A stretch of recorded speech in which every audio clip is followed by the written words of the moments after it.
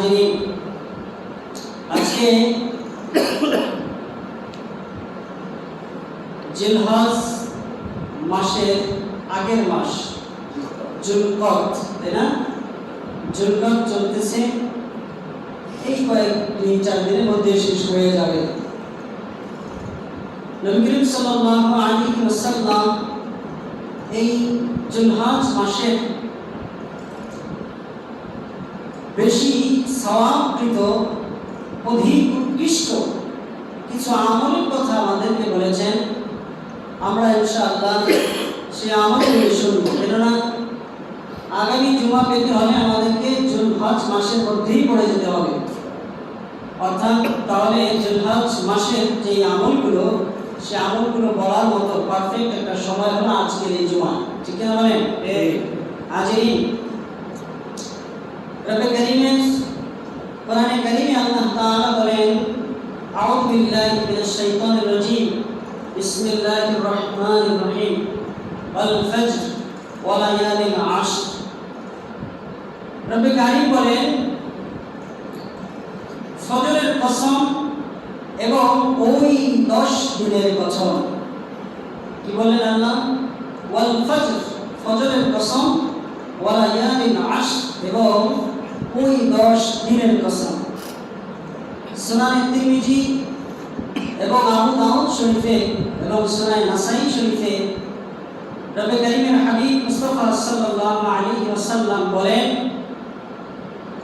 যে আল্লাহ তাআলা কোরআন শরীফে 12টি মাস রয়েছে, যে 12টি মাসের মধ্যে 4টি মাস আল্লাহ তাআলার জন্য হারাম করা, অর্থাৎ এই 4টা মাসকে অন্যান্য মাস থেকে পৃথক করা। এই অর্থে যে এই মাসের মধ্যে ফিতনা, ফাসাদ, মারধর, বিশৃঙ্খলা, অন্যায়, অবিচার, হত্যা, জুলুম এগুলো না করার জন্য এই 4 মাসকে আল্লাহ তাআলা হারাম করে দিয়েছেন। সেই 4 মাসের নাম আমরা জানি ইনশাআল্লাহ? বলতে পারবো? জানি, হয়তো মনে নেই। 1 নম্বর হলো মুহররম। 1 নম্বর মুহররম, সবাই বলেন 1 নম্বর মুহররম। 1 নম্বর মুহররম। 2 নম্বর হলো রজব। 2 নম্বর কি? রজব। রজব। আল্লাহ বলেন শাহরুল্লাহিল মুহররম, মুহররম আমার মাস, আল্লাহর মাস। কোরআন শরীফের আয়াত। এবং রজব মাসের ফজিলত সম্বন্ধে আল্লাহর হাবিব সাল্লাল্লাহু আলাইহি ওয়াসাল্লাম বলেন, আল্লাহুম্মা বারিক লানা ফি রজব ওয়া শাবান ওয়া বাল্লিগনা রমাদান। হে আল্লাহ, আপনি আমাকে রজব ও শাবান মাসের বরকতগুলো আমাকে দেন, এবং বাল্লিগনা, আমাকে আপনি পৌঁছে দিন রমজান পর্যন্ত। রমজান পর্যন্ত আমার হায়াতে আপনি পৌঁছে দিন। অর্থাৎ রজব মাস হলো 2য় নম্বর হারাম মাস। 1ম নাম্বার কি বলেন? সবাই বলেন 2য় নাম্বার রজব। 3 নাম্বার হলো জুলকত। 3 নাম্বার জুলকত, আর 4 নাম্বার হলো জুলহজ। আল্লাহ তাআলা কোরআনে কারীমে বলেন, বিসমিল্লাহির রহমানির রহিম, ইন্না ইদ্দাতাশ শুহুর ইনদাল্লাহি 12 শাহরা في كتاب الله يوم خلق السماوات والأرض منها 4 حرم ذلك الدين القيم فلا تظلموا فيهن أنفسكم। এখানে আল্লাহ শেষ চরণে বললেন ফালা তাযলিমু ফিহিন্না আনফুসাকুম, অর্থাৎ তোমরা এই 4 মাসের মধ্যে নিজেদের যে একটা সীমা আছে, এই সীমাকে তোমরা অতিক্রম করো না। সেই সীমা কি? কারণ অন্যায় করা, অবিচার করা, জুলুম করা, বিশৃঙ্খলা করা, নিজে বিভিন্ন গুনাহের মধ্যে ডুবে থাকা, অর্থাৎ যাহা কিছু হারাম করা হয়েছে, যাহা কিছু মাকরুহ, যাহা সগীরা গুনাহ, কবিরা গুনাহ, ফাহিশা, জানা অজানা যে গুনাহগুলো আছে, এই সমস্ত গুনাহ থেকে তোমরা ফিহিন্না আনফুসাকুম, নিজের নিজের নফসকে তোমরা হেফাজত করো। পড়েন সুবহানাল্লাহ। ইনদাল্লাহ, নিশ্চয়ই আল্লাহর কাছে সম্মানিত 4টি মাস রয়েছে, সম্মানিত মাস রয়েছে। সেটা হলো কি? 12টি মাস। তার মধ্যে ফি কিতাবিল্লাহি ইয়াওমা খালাকাস সামাওয়াতি ওয়াল আরদা, আল্লাহ রাব্বুল আলামিন এই 12 মাসই পৃথিবী সৃষ্টি করার পর থেকে এই 12 মাসের কথা বলেছেন, আসমান জমিনের সৃষ্টির কথা বলেছেন। এবং তার মধ্যে 4টি মাস রয়েছে অধিক উত্তম, মিনহা আরবাতুল হুরুম, 4টি মাস অধিক উত্তম। যালিকা দীনুল কাইয়্যিম ফালা তাযলিমু ফীহিন্না আনফুসাকুম, অতএব এই 4 মাসের মধ্যে তোমরা নিজেদের সীমা থেকে নিজেদেরকে কখনো অতিক্রম করবে না। তাহলে প্রথমে বলছিলাম ওয়াল ফাজর ওয়া লায়ালিন আশর, আল্লাহ বললেন যে ফজরের কসম এবং ওই 10 রাতের কসম, 10 দিনের কসম। সুনানে আবু দাউদ ও তিরমিজিতে, সুনানে নাসাইতে আল্লাহর হাবিব বলেন এই 10 দিন দ্বারা বোঝানো হয়েছে যুলহজ মাসের প্রথম 10 দিন। পড়ে সুবহানাল্লাহ। এই 10 দিন দ্বারা কোন দিনগুলোকে বোঝানো হয়েছে? যুলহজ মাসের প্রথম 10 দিন।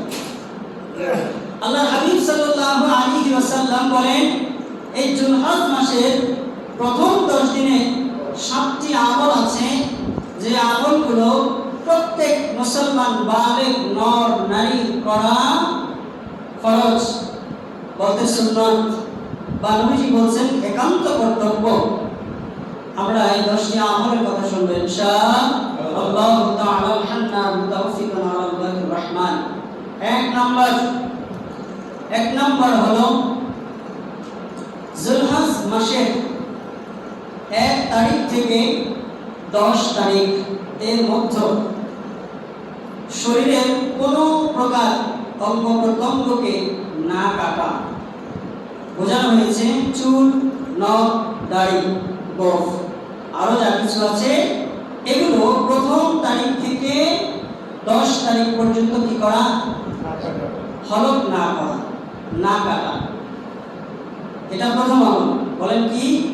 চুল, দাড়ি, নখ এগুলো কি প্রথম তারিখ থেকে 10 তারিখ পর্যন্ত না কাটা। রাসূল করিম সাল্লাল্লাহু আলাইহি ওয়াসাল্লাম আবু দাউদ শরীফে তিনি বলেন যে সাহাবায়ে-কেরামদেরকে উদ্দেশ্য করে তিনি বলেন, তোমরা যারা কুরবানি দিবা, তোমরা যারা কুরবানি দেওয়ার ইচ্ছা পোষণ করো, তারা কেবলই 1 তারিখ থেকে 10 তারিখের মধ্যে নখ, চুল ইত্যাদি কাটবে না। আর যারা কুরবানি দেয় না তাদের জন্য কাটার দরকার নাই। এটা হাদিস, খেয়াল করো, আরো পরে অনেক হাদিস আছে। প্রথম হাদিসে বললেন তোমরা যারা কুরবানি দাও তারা কি করবা?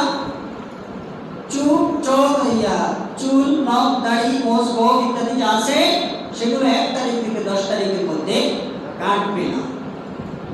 আর যারা দেও না তাদের কাটার দরকার নেই। দ্বিতীয় এক হাদিসে মুসলিম শরীফে আল্লাহ নবীজির এক সাহাবী তিনি হুজুর আকরাম সাল্লাল্লাহু আলাইহি ওয়াসাল্লামের কাছে গিয়ে বললেন, ও আল্লাহর হাবিব, আমার কাছে একটি পশু রয়েছে, ওই পশুটার তিনি বৃত্তান্ত দিলেন যে পশুটির এই অবস্থা। পশুর বৃত্তান্ত দেওয়ার পর নবীজিকে বললেন, ইয়া আল্লাহর রাসূল, আমি কি তাহলে কুরবানি দিব? নবী সাল্লাল্লাহু আলাইহি ওয়াসাল্লাম বললেন, তার অবস্থা দেখে হয়তো পশুতে কোনো ত্রুটি আছে, বা অন্যান্য ত্রুটি থাকার কারণে নবীজি বলছেন তোমার কুরবানি দিতে হবে না। সাথে সাথে তুমি সাহাবী জিজ্ঞেস করলেন, নবীজি আমি তো কুরবানি দিব না, আপনি বলছেন যারা কুরবানি দিবে তারা নখ চুল কাটবে, তো আমি যে কুরবানি দিব না তাহলে আমি কি নখ চুল কাটবো না? তখন নবীজি আবার বললেন, হ্যাঁ, তবে তুমি কি করবা? 1 তারিখ থেকে 10 তারিখের মধ্যে নখ চুল কাটবা না, বরং ঈদের দিন যেদিন কুরবানি সেদিন তুমি নখ চুল কাটবা। তবে তোমার জন্য যারা কুরবানি দিয়েও নখ চুল না কেটে যেই পরিমাণ সওয়াব পাবে, তুমিও ঠিক এই কুরবানি না দিয়ে নখ চুল না কেটেও ঈদের দিন যদি তুমি কাটো তাহলে তুমি ওই একই পরিমাণ সমপরিমাণ সওয়াবের অধিকারী হবে। পড়েন সুবহানাল্লাহ। এবার কথা বুঝতে পারছেন? তার প্রথম হাদিসকে রদ করার জন্য দ্বিতীয় হাদিস আসছে। প্রথম হাদিসে কি বলছে নবীজি? যে তোমরা যারা কোরবানি দাও তারা কাটবে, যারা দেবে না তারা কাটবে না। আর দ্বিতীয় হাদিসে বলছে যদি এমন আশঙ্কা হয় বা যাহা কিছুই হোক, তোমরা কোরবানি যে দাও বা না দাও 1 তারিখ থেকে 10 তারিখের মধ্যে কেটো না, এর পরে কাটবা, তাহলে সমপরিমাণ সওয়াবের অধিকারী হবা। পড়েন সুবহানাল্লাহ। পারবো ইনশাআল্লাহ। এখন আমরা যারা কোরবানি না দিই তারা যেন আবার এটা না করি, নকচুর যেন কেটে ফেলাই, এটা যেন না করি। কোরবানি দেই বা না দেই, আমরা কি করবো না, 1 তারিখ থেকে 10 তারিখের মধ্যে শরীরে যে সমস্ত বাড়তি জিনিসগুলো আছে সেগুলোতে হাত দিব না ইনশাআল্লাহ। দ্বিতীয় নাম্বার, নবী করিম সাল্লাল্লাহু আলাইহি ওয়াসাল্লাম তিনি পুরো বছরে 4টি আমল করতেন, যেই 4টি আমল কখনো ছাড়তেন না। এর মধ্যে একটি হলো এই যুলহজ মাসের 9টি রোজা রাখা। সুবহানাল্লাহ পড়েন। আর জোরে বলেন সুবহানাল্লাহ। যুলহজ মাসের 9টি রোজা রাখা, অর্থাৎ প্রথম তারিখ থেকে 9 যুলহজ পর্যন্ত এই যে 9টি রোজা আছে, এই 9টি রোজা নবী করিম সাল্লাল্লাহু আলাইহি ওয়াসাল্লাম তার জীবন দশায় কখনো ছাড়েন নাই। একটু আমরা হিসাব করে দেখি যে আমরাও আমাদের জীবন দশায় এই যুলহজ মাসের প্রথম তারিখ থেকে 9 তারিখ পর্যন্ত জীবন দশায়ও রোজা রাখি নাই। দেখছেন আমাদের মধ্যে আর আমাদের নবীর মধ্যে কত সুন্দর একটা মিল, তাই না? আমরা আমাদের নবী যুলহজ মাসের 9 দিনের রোজা জীবন দশায় ছাড়েন নাই, আর আমরা এই 9 দিনে জীবন দশায় রোজা রাখি নাই। একজন মানুষ পাওয়া যাবে কি এই 1 জিলহজ থেকে 9 জিলহজ পর্যন্ত 9টা রোজা রাখবেন, এমন একটা লোক পাওয়া যাবে কি আজকের এই সভা থেকে? নাই। যাক, এমনি তো একবারে নীল দেওয়া যাবে না। আমি ইনশাআল্লাহ রাজি আছি, বলেন আমিন। প্রথম তারিখ থেকে 9 জিলহজ পর্যন্ত নবী যেটা জীবন দশায় ছাড়েন নাই, আমি আজ থেকে ইনশাআল্লাহ নিয়ত করলাম আল্লাহ যদি বাঁচায় রাখেন প্রথম তারিখ থেকে 9 তারিখ পর্যন্ত আমিও জীবন দশায় রোজা ভাঙবো না। এরকম একটু প্রতিজ্ঞা করেন না, সমস্যা। 2টি জিনিসে হিংসা করা জায়েজ আছে। 2টি জিনিসে কি করা জায়েজ আছে? হিংসা করা জায়েজ আছে। এর মধ্যে একটা হলো অপরে এই সব কাজটা করলো, আমি করতেছি এটা কোনো কথা হলো, আমিও করে দেখাবো। একটা হলো কি আমলের প্রতি হিংসা করা। ওই ব্যক্তি প্রত্যেকটা দিন 2 রাকাত করে এই রক্তে দেখি প্রত্যেক দিন আমল করতেছে, আমি করতেছি এটা কোনো কথা, আমিও করব। এই যে একটা করা, হিংসা করা, এটা জায়েজ। এটা কি? অর্থাৎ সওয়াবের প্রতি হিংসা করা কি জায়েজ। তাহলে সকলেই নিয়ত করে রাখি, বাকি পূরণ করার মালিক কে? মঞ্জিলে মাকাসিদ পর্যন্ত নিয়ে যাওয়ার দায়িত্ব কার? আমরা শুধু হাঁটি হাঁটি যাবো, কিন্তু নিবে কে? আল্লাহ। এজন্য সকলেই নিয়ত করে রাখি, যদি আল্লাহ কবুল করে তাহলে কই দিন ইনশাআল্লাহ। তাহলে প্রথম কাজটি হলো, প্রথম কাজ নকচুন না কাটা। দ্বিতীয় কাজ হলো জিলহজ মাসের প্রথম তারিখ থেকে 9 তারিখ পর্যন্ত 9টি রোজা রাখা। করা যাবে ইনশাআল্লাহ। আর সবাই হাত জায়গা, এরপরে বাকিটা আল্লাহর ইচ্ছা। হাত জায়গা জমায় নারে তাকবীর, এই যে ভাই জায়গায় নারে তাকবীর, আল্লাহ কবুল করবেন, আমিন। 3 নম্বর আমল হলো 9 জিলহজ রোজাটা গুরুত্ব দিয়ে রাখা। 9 জিলহজের একবারে শেষের রোজাটা কি করে রাখা? গুরুত্ব দিয়ে রাখা। আমরা তো রোজা রাখি, এর মধ্যে মিথ্যা কথা বলি, এর মধ্যে ফায়সা কাজ করি, এর মধ্যে কাকে ঠকানো যায় এই চিন্তা বুদ্ধি এগুলো করতেই থাকে। এই জন্য এগুলো থেকে ফারেক করার জন্য নিজে আলাদা করছেন, পার্থক্য করেছেন যে 9 জিলহজ যে রোজাটা, এটাকে খুব গুরুত্ব দিয়ে রাখা। পারা যাবে ইনশাআল্লাহ। 4 নম্বর আমল সুবহানাল্লাহ আলহামদুলিল্লাহ লা ইলাহা ইল্লাল্লাহ। অর্থাৎ বলা হয়েছে যে প্রথম তারিখ থেকে এই 10 তারিখের মধ্যে সুবহানাল্লাহ আলহামদুলিল্লাহ লা ইলাহা ইল্লাল্লাহ আস্তাগফিরুল্লাহ এভাবে যত সব জিকির আছে, এই জিকিরগুলো সদা সর্বদা শ্বাস নিঃশ্বাসে আদায় করা। পড়ে সুবহানাল্লাহ। আদায় যাবে ইনশাআল্লাহ। 5 নম্বর আমল 9 জিলহজ ফজর থেকে 13 জিলহজ আসর পর্যন্ত, 9 জিলহজ ফজর থেকে 13 জিলহজ আসর পর্যন্ত সর্বমোট 23 ওয়াক্ত নামাজের, কোন নামাজের? ফরজ নামাজের শেষে তালবিয়া পাঠ করা। কি পাঠ করা? তালবিয়া মানে তাকবীর পাঠ করা। তালবিয়া আপনারা চিনবেন না, তাকবীর পাঠ করা। তাকবীরটা কি? বাড়িতে সবাই ইনশাআল্লাহ এখন থেকে মুখস্থ করে নিন। যাদের সমস্যা আছে সমস্যাগুলো সেরে ফেলবেন ইনশাআল্লাহ। সকলে আমার সাথে পড়ি, আল্লাহু আকবার, আল্লাহু আকবার, লা ইলাহা ইল্লাল্লাহু আল্লাহু আকবার ওয়ালিল্লাহিল হামদ। এই তাকবীর পাঠ করা।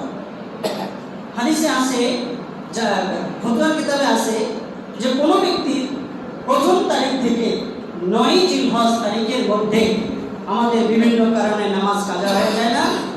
কাজা হয়ে যায়। যদি কোনো ব্যক্তি 9 জিলহজ থেকে 13 জিলহজ আসর পর্যন্ত এই মধ্যকার সময়ে যে কোনো ফরজ নামাজ কাজা হয়ে যায়, ওই ব্যক্তি কি করবে? ওই নামাজটা যখন আবার এই ফজরের ওই যে কাজা নামাজটা যখন আদায় করতে চাইবে, অর্থাৎ ফজরের নামাজটা আমার কাজা হয়ে গেল 9 জিলহজ থেকে 13 জিলহজ ধরেন আপনার 11 তারিখ, 11 জিলহজের ফজরের নামাজটা আমার কাজা হয়ে গেল। এইটা আমি কি করব? যোহরের আগে আদায় করে নেব, অথবা ঘুম থেকে উঠে আদায় করে নিব না? যারা কাজা পড়ি, আদায় করি, যাদের অভ্যাস আছে তারা করে নেব। তো ওই ফতোয়ার কিতাবে বলা আছে ওই ফরজ নামাজের যে কাজাটা, ওই কাজা আদায় করার পরে, কাজা আদায় করার পরেও যেন এই তালবিয়া পাঠ না করা থেকে যেন কেউ বিরত না থাকে। অর্থাৎ কাজা নামাজের পরে এই তালবিয়া পাঠ করতে হবে। এই তালবিয়া কি করতে হবে? পাঠ করতে হবে। প্রত্যেক নর নারীর জন্য, পুরুষের জন্য ফরজ নামাজের পরে আওয়াজ করে পড়া, আর মহিলাদের জন্য ফরজ নামাজের পরে আওয়াজ কমায়া পড়া। এটা কি জায়েজ, ফরজ? বলে আমিন, আল্লাহ কবুল করুন। 6 নম্বর আমল 10 জিলহজ কুরবানি করা। সবাই জানি 10 জিলহজ কি? কুরবানি করা। এজন্য এখন আমাদের কুরবানি করার অনেক কিছু কাইফিয়ত, অনেক কিছু উসুল আছে। এখন থেকেই এই মঙ্গলবার তারিখ থেকেই মনে হয় শুরু হয়ে যাবে হাট, তাই না?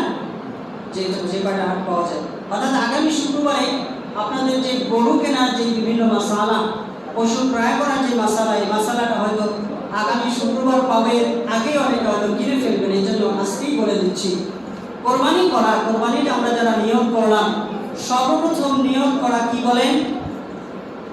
সর্বপ্রথম কি নিয়ত করা? মাশাআল্লাহ সবাই কোরবানি দিবে, স্বাভাবিক। সর্বপ্রথম নিয়ত হলো একমাত্র আল্লাহ তাআলাকে রাজি খুশি করার জন্য। আমার অন্তরের মধ্যে যেই অহমিকা, অহংকার, যেই রিয়া ভরা, আমার অন্তরের মধ্যে যেই লৌকিকত্ব আছে, এটাকে ধামাচাপা দেওয়ার জন্য, এটাকে চেপে দিয়ে কবর দেওয়ার জন্য আল্লাহ তাআলার রাস্তায় আমি কি করব? রক্ত ভাসাইয়া দেব, রক্ত আমি প্রবাহিত করব। এই রক্ত প্রবাহিত করার লক্ষ্যে আমি নির্দিষ্ট পন্থায়, নির্দিষ্ট নিয়মে সমস্ত প্রকার হালাল হারাম বিবেচনা করে আল্লাহ তাআলার দরবারে, যেখানে আমার নফসকে কোরবানি করার কথা ছিল, অর্থাৎ আমাকেই কোরবানি করার কথা ছিল, সেখানে একটি পশু আমি কোরবানি করব। এটা হলো কোরবানি। কাকে বলে কোরবানির সংজ্ঞা? তাহলে বলেন কি হবে?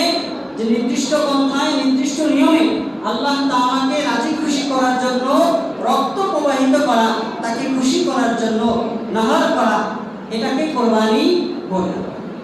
এখন কোরবানি করার মধ্যে যেন গোশত খাওয়া এটা যেন না আসে, জামাইরা আসবে, মেয়েরা আসবে, আত্মীয় স্বজন আসবে, এবার সমাজে আমি একটা বিরাট ব্যবসায়ী, আমি যদি কোরবানি না দিই সেটা কীভাবে হয়, এই সমস্ত ধারণা যাদের প্রথমেই থাকবে, মনে রাখবে যে এই কোরবানির শুরু থেকে শেষ পর্যন্ত যা কিছু করবেন সব কিছু বিফল।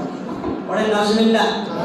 এত কষ্ট করে কোরবানি দেব, টাকা খরচ করে, নিজের কায়িক শ্রম হবে, এর মধ্যে যদি নিয়তে গলদ রাখি, এরপরে যদি সমস্ত কিছু বেচতে যায়, এই কোরবানির কোনো দাম আছে? বলেন আছে? নাই।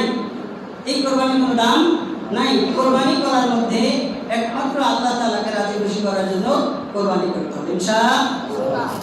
এর মধ্যে পশু ক্রয় করা, পশু ক্রয় করার মধ্যে আমরা সর্বোত্তম যেটা সেটা দেখবো। প্রথমেই দেখবো একটি ষাঁড় গরু, অর্থাৎ পুরুষ গরু, তাই না?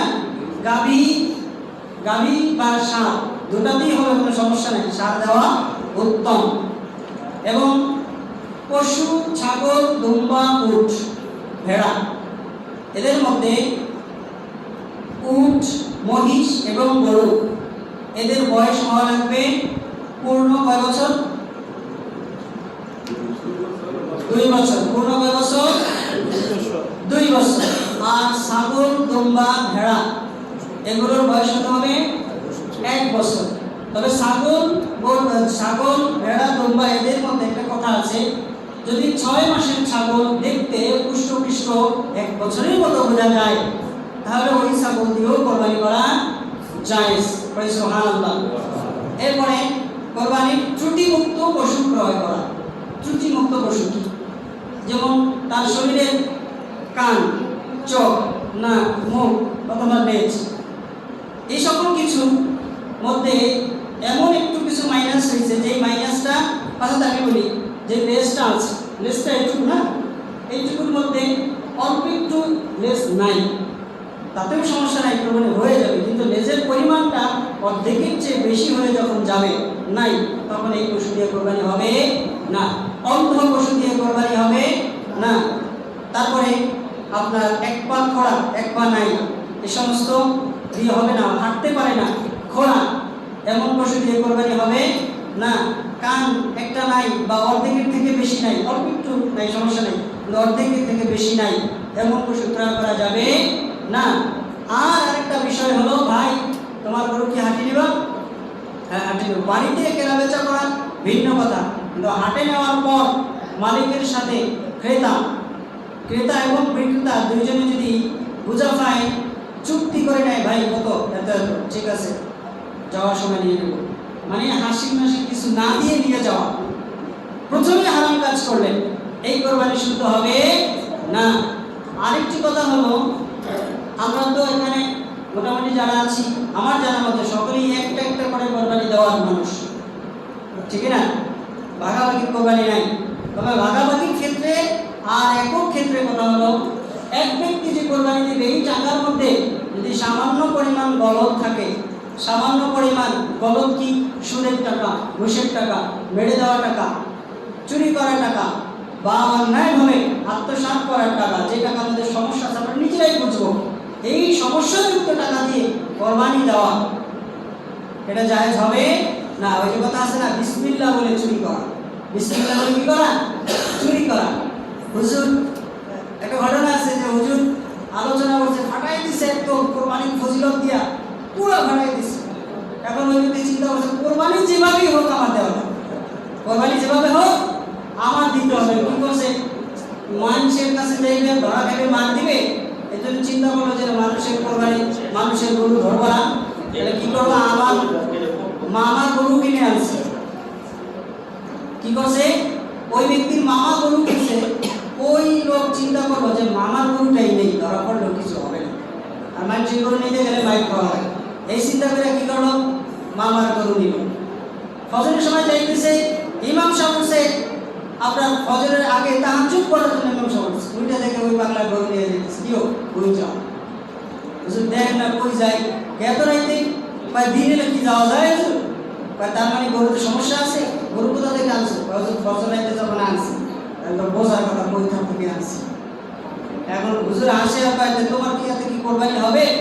হুজুর আমি একটা জিনিস চিন্তা করে দেখলাম, আপনি যে কোরবানির যে ফজিলতের কথা কইছেন, অনেক অনেক ফজিলতের কথা কইছেন, তাই কোরবানি গরু তো আমি চুরি করে আনছি, ঠিক আছে, তাই কোরবানি দিলে তো অনেক সওয়াব পাওয়া যাবে, আর চুরি করলেও তো অনেক গুনাহ পাওয়া যাবে।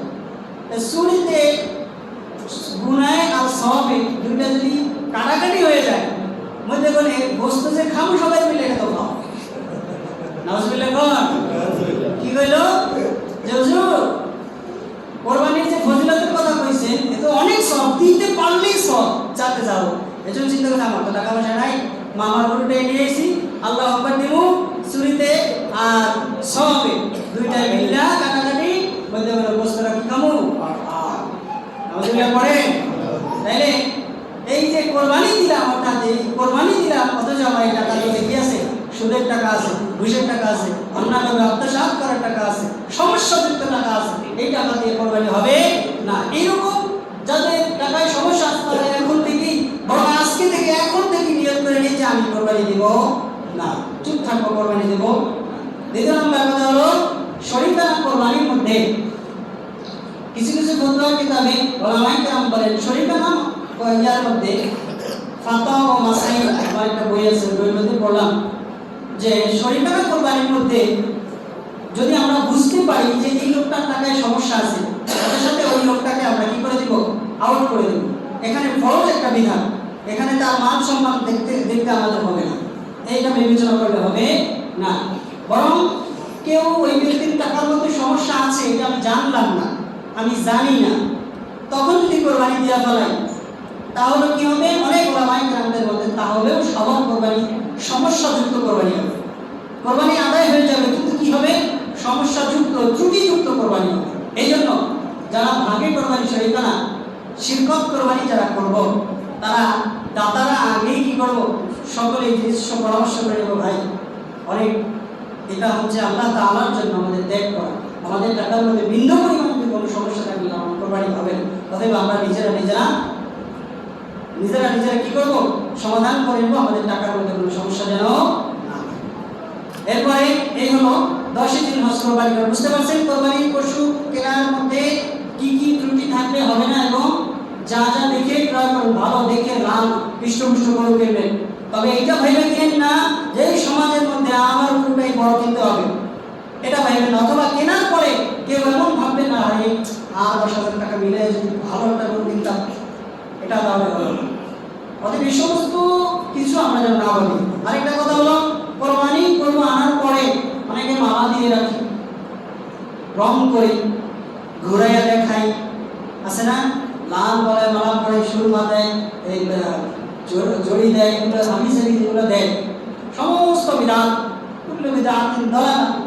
এই সমস্ত বিধান করা যাবে না। এই সমস্ত কাজ করলে আমাদের কোরবানি সমস্যাযুক্ত লৌকিকতায় পরিণত হবে। নাউজুবিল্লাহ পড়ি। কি করতে হবে? কিসে পরিণত হবে? লৌকিকতা, লোক দেখানো ইবাদত করা যাবে না। হাজিরিন, 7 নম্বর ব্যাপার হলো সামর্থ্যবান ব্যক্তির হজ করা। সামর্থ্যবান ব্যক্তির কি করা? হজ করা। এই জিলহজ মাসে হজ করা। আল্লাহ হাবিব সাল্লাল্লাহু আলাইহি ওয়াসাল্লাম বললেন যাদের সামর্থ্য আছে তারা হজ করবে। এটা সাহাবীদেরকে বললেন। এরপরে এক সাহাবী জিজ্ঞেস করল, হুজুর যাদের সামর্থ্যবান আছে তারা কি প্রত্যেক বছর কোরবানি করবে? তারা প্রত্যেক বছর হজ করবে? এই কথাটা প্রথম জিজ্ঞাসা করছে, নবীজি মাথা নিচু দিয়ে। দ্বিতীয়বার আবার জিজ্ঞেস করলো, আল্লাহ হাবিব যারা সামর্থ্যবান তারা কি প্রত্যেক বছর হজ করবে? দ্বিতীয়বার কথা শোনার পরে নবীজি মাথা নিচু করলেন। 3 নম্বরে আবার জিজ্ঞেস করলেন, নবীজি যাদের সামর্থ্য আছে তারা কি প্রত্যেকবার হজ করবে? নবীজি বিরক্ত হয়ে গেলেন, এত জিজ্ঞাসা করতেছে কেন, এত প্রশ্ন করতেছে কেন? একবার বলছি ওটা নাকি সন্তুষ্ট থাকবে। নবীজি রাগ হয়ে গেছে। রাগ হয়ে তিনি বললেন, আমি যদি কোনোভাবে আজকে এখন যদি তোমার কথা আমি বলতাম হ্যাঁ প্রত্যেক বছরই করতে হবে, তাহলে এটা আমার উম্মতের জন্য অনেক কষ্টকর হয়ে যাবে। আমাদের মধ্যে অনেক আছে না যারা প্রত্যেকবার কেন বছরে 2 বার চাইলেও হজ করতে পারে, আসে না? কিন্তু 2 বার যে হজ করবে পেরেশানি যে একটা বিষয় আছে, এটা অনেক কষ্ট হবে না? 2 বার হজ করাটা অনেক কষ্ট। এজন্য নবীজি বলছেন, শোনো আমি যা বলি সেটুকুর প্রতি সন্তুষ্ট থাকবে, বেশি কিছু জিজ্ঞাসা করবো না। একবার বলছি ওই একবারই, অর্থাৎ সামর্থ্যবান ব্যক্তির জীবনে একবার কি করা? হজ করা ফরজ। মনে থাকবে যে ইনশাআল্লাহ সামর্থ্যবান ব্যক্তির জীবনে একবার হজ করা কি ফরজ। আসি এবার একটু যাকাতের বিষয় শেষ করে দেব। যাকাতের বিষয় হলো যাকাত এবং কোরবানি। আমরা অনেক সময় কোরবানির আগে যাকাত দিয়ে থাকি, এটাই দিই আমরা, এটা সমাজের প্রচলন আছে। তো এখানে বলা হয়েছে যে যাকাত এবং কোরবানি দুইটা আলাদা বিষয়, এই দুইটার সাথে একটা কখনো মিলানো যাবে না। কোরবানি দিবে কারা? যারা 9 জিলহজ থেকে 13 জিলহজ এই মধ্যকার সময়ের মধ্যে যারা নিসাব পরিমাণ সম্পদের মালিক তারা দিবে। অর্থাৎ আমি ধরেন 8ই জিলহজ আমার কাছে টাকা নাই, 8ই জিলহজ আমার কাছে কি নাই, টাকা নাই, কোরবানি দেওয়ার মতো যে সামর্থ্য থাকা দরকার এই সামর্থ্যটা আমার কাছে নাই। বরং 9ই জিলহজ আমার কাছে টাকা হয়েছে, কোরবানি দেওয়ার মতো আমার টাকা হয়ে গেছে, অথবা 10ই জিলহজ টাকা হয়েছে, 11ই জিলহজ টাকা হয়েছে, ওই দিন আমার জন্য কোরবানি করা কি ফরজ। আর যাকাতের বিষয় হলো এক চন্দ্র বছর থেকে আরেক চন্দ্র বছর পর্যন্ত নিসাব পরিমাণের মালিকানায় একদম পৃষ্ঠপুষ্ট থাকতে হবে। বুঝাচ্ছি, সেটা হলো কি, অর্থাৎ আমি আজকে আমার কিছু সম্পদ আছে, যেই সম্পদ নিসাব করি। আচ্ছা, নিসাবটা কি? নিসাব হলো 7.5 ভরি স্বর্ণ এবং 52 তোলা রৌপ্য। হিসাব করলে দেখা যায় 90 থেকে 1,10,000 বা 20,000 এর মধ্যে যাদের টাকা আছে, 1,20,000 ধরেন, 1,20,000 টাকা যাদের এখন থেকে, এই ধরেন আজকে থেকে ঠিক 1 বছর, আগামী 1 বছর পর্যন্ত যাদের কাছে 1 লাখ টাকা বরাদ্দ থাকবে, তাদের জন্য কি করা? যাকাত আদায় করা কি ফরজ। যাকাত এবং কোরবানি এক নয়। যাকাত হচ্ছে যাদের কাছে সমস্ত প্রকার জমি জমা, যেগুলো মানুষের কাছে বর্গা দেওয়া বা যেগুলো ব্যবসায় পরিচালিত টাকা পয়সা আছে, এই সমস্ত বাদে ব্যবসা আপনার 1 কোটি টাকা আছে, এই টাকার যাকাত নাই। বরং আপনার কাছে মজুদ টাকা আছে, মজুদ, কথা খেয়াল করছেন, মজুদ যে টাকাটা আছে, এই টাকাটা যদি 1,20,000 বা তার অধিক হয় এবং এই টাকাটার মেয়াদকাল যদি, তেমনি এখানে শুধু টাকা না, বরং স্বর্ণ আছে, বাসার মধ্যে থাকতে পারে, রৌপ্য আছে, যেগুলো মজুদ করে, স্বর্ণ তার প্রত্যেকদিন পড়ে না বা ব্যবসার জন্য ঘরে রেখে দেওয়া স্বর্ণ, এই সমস্ত স্বর্ণের 1 বছর থাকলেই কি করতে হবে? সব করায় কয় টাকা দিতে হবে? 2.5 টাকা। হাজারে কয় টাকা? হাজারে 25 টাকা এবং 1 লাখে 250 টাকা। এভাবে করে করে যাকাত দিতে হবে আমাদের ইনশাআল্লাহ। অতএব আমরা যাকাত, যাদের এই আমার কথা বলার পর যারা বুঝতেন যে আমার যাকাত এখন খুব খরচ হয়ে গেছে, তারা এখনই দিবেন। যাকাত এবং কোরবানি, যাকাত দেওয়ার পর যদি আপনার কাছে কোরবানির জন্য টাকা না থাকে, আপনার কোরবানি দিতে হবে না। কারণ কোরবানি হওয়ার জন্য কিছু শর্ত আছে, ওয়াজিব আছে। আর যাকাতটা হয়ে গেলে সাথে সাথে আদায় করে দিতে হবে ইনশাআল্লাহ। আল্লাহ আমাদের সকলকে এই যে মাস মাসের 10 তারিখের যে আমলগুলো, এই আমলগুলোর ব্যাপারে সতর্ক হওয়ার তৌফিক দান করেন, আমিন। সকলে বলি আমিন। এবং কোরবানির ব্যাপারে আমাদের লৌকিকতাকে, আমাদের আমিত্বকে পরিহার করে একমাত্র আল্লাহ তাআলার ইখলাস নিয়মকে প্রাধান্য দিয়ে কোরবানি করার মতো মন মানসিকতা তৈরি করে দিন, সকলে বলি আমিন। এবং যাকাতের যাদের হুকুম হয়ে গেছে, তারা আমরা সবাই যাকাত দিয়ে দেব ইনশাআল্লাহ। ওয়া আখির দাওয়ানা আলহামদুলিল্লাহি রাব্বিল আলামিন। আসসালামু আলাইকুম ওয়া রাহমাতুল্লাহি ওয়া বারাকাতুহু।